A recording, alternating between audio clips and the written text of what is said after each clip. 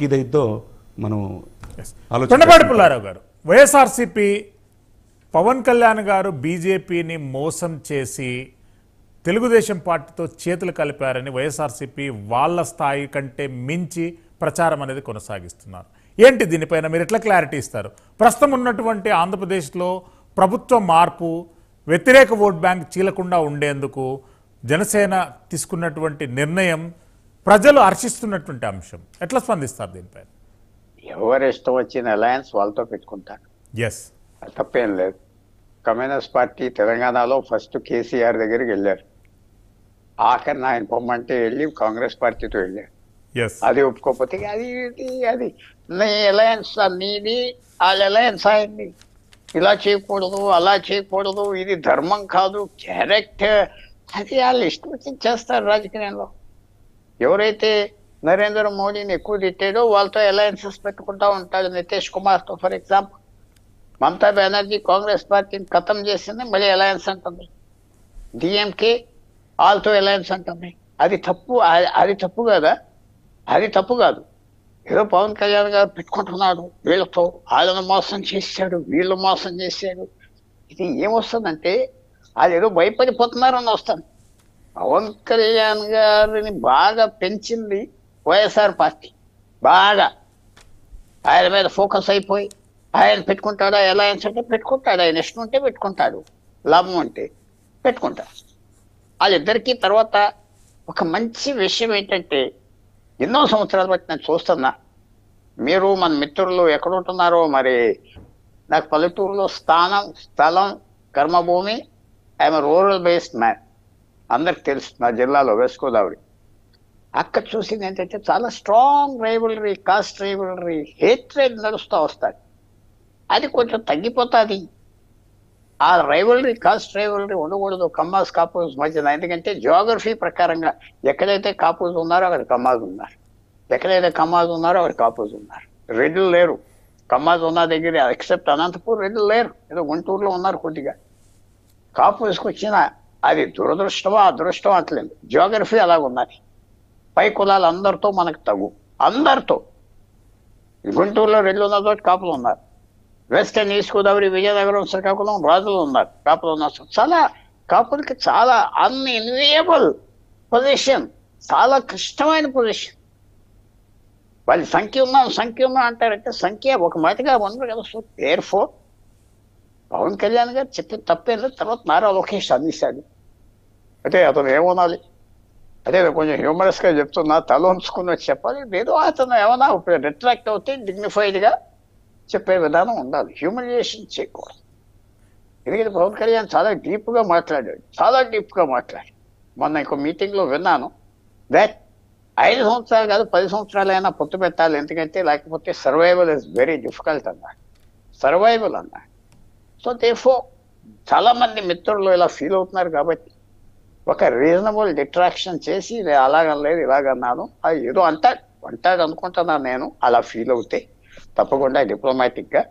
But essential fact ఏంటంటే పవన్ కళ్యాణ్ గారే చాలాసార్లు అన్నారు, మనకి నంబర్స్ వస్తాయా, ఎక్స్పీరియన్స్ ఉన్నదా, ఆ రిసోర్సెస్ ఉన్నదా, ఆ మీడియా బలం ఉన్నదా, ఆ నోరు ఉన్నదా, ఆ కుట్ర ఉన్నదా, ఆ దొంగతనం ఉన్నది లేదన్నది కదా. ఓపెన్ లేదు కదా, ఇప్పుడు లేదు కదా. లేదు, కాపులు ఏమన్నా ఇటు అటు తెలుసుకుంటా ఉంటాం. అసలు నువ్వు ఎలక్ట్ అవ్వకూడదు సర్పంచ్ కానీ ఏదైనా ఖర్చు పెట్టేస్తాడు, వాడికి ఏదో ఏంటో వచ్చిందో చర్చలు. సో అది కొంచెం మోడరేట్ అవుతే ఈ డెమోక్రటిక్ పాలిటిక్స్లో, ఈవేళ పాలిటిక్సే పవర్, పాలిటిక్స్ ఉన్నదే పవర్. ఎవడో ఐఏఎస్ ఆఫీసర్, వీడు ఐపీఎస్ ఆఫీసర్, వాడి కుటుంబానికి మంచిది. అధికారం, పాలిటిక్స్, ఎలక్షన్, ఎవరైతే ఏ కమ్యూనిటీ చేస్తున్న ఆంధ్రప్రదేశ్లో, తెలంగాణలో అధికారం కోసం చేస్తున్నారు. అధికారం జోలు పెట్టుకున్నాక అన్నీ వస్తాయి. రిక్రూట్మెంట్ దొబ్బేస్తున్నారు, అన్నీ మనం చూస్తున్నాం కదా. సో దేఫో ఆ పొలిటికల్ స్పిరిట్ వచ్చి ఫైటింగ్ చేసి తప్పకుండా వస్తే, నేను ఎప్పుడు ఏమంటున్నా, మిగతా కులాలు మా కులాలను వేసుకుంటున్నా గొప్ప అంటే వీళ్ళు ఎందుకు వేసుకోకూడదు, వీళ్ళు ఎంత వేసుకోకూడదు. ఆ బలం, ఆ ఓట్ ట్రాన్స్ఫర్ చేసే బలం కూడా రావాలి. ఓట్ ట్రాన్స్ఫర్ నాకు ఆ క్యాండిడేట్కి ఏమన్నా. సో అవన్నీ వస్తున్నాయి. ఇది ఓవర్ బ్లో చేయకూడదు. మీరు స్టవ్ మీద టీ కప్ అన్నారు, కొంచెం అది దాటిపోవాలి, ఇది దాటిపోయి వెళ్ళిపోవాలి. ఇది ఒక అనవసరంగా ఐ డోంట్ థింక్ లోకేష్ తప్పు అన్న హ్యూమిలేట్ మాత్రం చేయకూడదు. ఎస్, చంద్ర శ్రీనివాస్ గారు ఆన్లైన్లో చూస్తున్నట్టు, లైవ్లో చూస్తున్నట్టు ఒక కామెంట్, ఒక వ్యూవర్ కామెంట్ పెట్టారు. పవన్ కళ్యాణ్ గారు లోకేష్ గారి వ్యాఖ్యలను మేము తీవ్రంగా ఖండిస్తున్నాం. ఇది సమయం, మీరు ఓపెన్గా పొత్తులో మీరు చర్చించినటువంటి అంశాలు బహిర్గతం చేయవలసినటువంటి అవసరం ఉంది. మీకు ఎన్ని సీట్లు వస్తున్నాయి, మాకు తెలిసినటువంటి అంశాల ప్రకారంగా 2.5 సంవత్సరాలు ముఖ్యమంత్రి పదవిని షేర్ బేస్ మీద చేసుకుంటున్నట్టు చర్చలు జరిగాయని మాకు తెలుసు. అవి ఎంతవరకు వాస్తవం, ఇప్పుడు ఎన్నికల సందర్భంగా మీరు బహిర్గతం చేయవలసిన అవసరం ఉంది. వెంకటేశ్వరరావు, తూర్పుగోదావరి జిల్లా. ఏం స్పందిస్తారంటే ఆయన వ్యాఖ్యలు? అంటే చర్చల్లో పొత్తులు అన్నీ కూడా చెప్పాల్సిన అవసరం లేదు, కానీ పవర్ షేరింగ్ అనేది చెప్పాల్సిన అవసరం ఉన్నది. ఆయన అడిగింది అందరిలో ఉన్నది, మనది కాదు. పవర్ షేరింగ్ గౌరవప్రదంగా అనుభవం ఉన్న వ్యక్తి చంద్రబాబు నాయుడు గారు అయితే మొదట 2.5 సంవత్సరాలు ఆయన చేస్తాడు. సహ ముఖ్యమంత్రిగా ఆయన ఉంటే సహ ముఖ్యమంత్రి, అది డిప్యూటీ సీఎం అంటారా అనేది కాల నిర్ణయం. ఆ పక్కన ఆ తర్వాత పోర్ట్ఫోలియో పవన్ కళ్యాణ్ గారికి ఉంటే ఆయన 2.5 years ఆ అనుభవం ఈయన నేర్చుకుంటాడు. నెక్స్ట్ 2.5 years ముఖ్యమంత్రిగా పవన్ కళ్యాణ్ గారు ఉంటే లోకేష్ గారు తర్వాత నేర్చుకుంటాడు. అంటే ఇచ్చిపుచ్చుకునే ధోరణిలో ఉంటే కనుక వాళ్ళకు కూడా నమ్మకం కలిగిద్ది. జనసేనలో కేడర్లో ఇన్నాళ్ళు 10 సంవత్సరాల పార్టీని కనిపెట్టుకున్న వాళ్ళకి వాళ్ళు ఏమనుకుంటారు, సార్ నాకు అధికారం అవసరం లేదంటే కాదు, క్షేత్రస్థాయిలో అధికారులు ఉంటే కదా ఏదైనా చేసేది. పవన్ కళ్యాణ్ గారు సీఎంగా చూడాలనుకుంటున్నారు, కానీ ఎన్నాళ్ళు వెనకుండా, అంటే నేను సహజంగా నాతో పాటు నడుస్తాను కానీ టీడీపీతో కలిసి నడుస్తాను, టీడీపీ వెనక నడవనన్నాడు. అంటే ఏంటి, ఈక్వల్ ఇది ఉండాలి, ఈక్వల్ షేర్ ఉండాలి. అది ఇప్పుడు ఈ సిచ్యువేషన్స్లో అతను అడిగిన ఆవేదనలు తప్పులేదు. ఇప్పుడు వాళ్ళ మధ్య పొత్తులు ఏంటనేది ఏదైనా సార్, ఒకటి శ్రీశైలం గారు, క్లారిటీ ఉండాలి. చేతిలో సమయం లేదు మిత్రమా అన్నట్టు ఒక 60 రోజులే ఎలక్షన్ నోటిఫికేషన్ ఇచ్చారనుకోండి, ఈలోపు ఒక్కటి సార్, ఈలోపు ఒక విషయం, పొత్తుల విషయం పైన ఎన్ని సీట్లు ఇస్తారనేది గౌరవప్రదంగా జోయ్ గారు చెప్పినట్టు 60-50 అనేది క్లారిటీ కావాలి. పవర్ షేరింగ్ కూడా ఎన్ని సంవత్సరాలు ఇస్తారనేది కూడా క్లారిటీ ఉంటే ఈ సమస్యకి ఇక్కడ ఒక అంశం అండి. ఇప్పుడు పొత్తుకు సంబంధించినటువంటి విషయంలో పవన్ కళ్యాణ్ ఏ నిర్ణయం తీసుకున్నా సరే జన సైనికులు అంగీకరించడానికి రెడీగా ఉన్నారు. ఎందుకంటే పవన్ కళ్యాణ్ స్వయంగా రాజమండ్రిలో వచ్చిన తర్వాత ఆయన ప్రకటన చేసేసారు కదా. ప్రకటన చేసిన తర్వాత ఆయన ఎప్పటి నుంచో చెప్తున్నటువంటి మాట ప్రభుత్వ వ్యతిరేక ఓటు చేయకూడదు.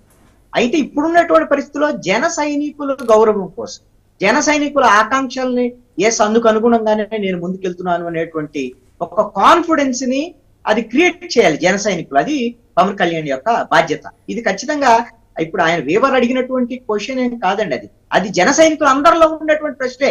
ఎన్ని సీట్లు కావాలి మనకి, ఎన్ని అడుగుతున్నారు మీరు? అడగాల్సింది పవన్ కళ్యాణ్ అండి. చంద్ర శ్రీనివాస్ గారు, మీరు మనం అడిగితే కుదరదు, మనం 175 అంటాం. పవన్ కళ్యాణ్ 20 అన్నాడు అనుకోండి, ఆయనకే తప్ప మన బాదు కదా.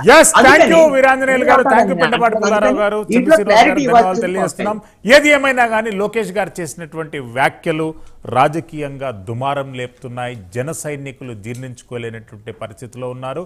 ఎలాంటి పరిణామాలు చోటు చేకూర్చుకోకుండా ఉండేందుకు పవన్ కళ్యాణ్ గారు ఒక ఎక్స్ప్లెనేషన్ ఇవ్వవలసినటువంటి అవసరం ఉందని చెప్పి సీనియర్ రాజకీయ నేత చేగొండి హరిరామజోగయ్య గారు 2 బహిరంగ లేఖలు రాయడం జరిగింది.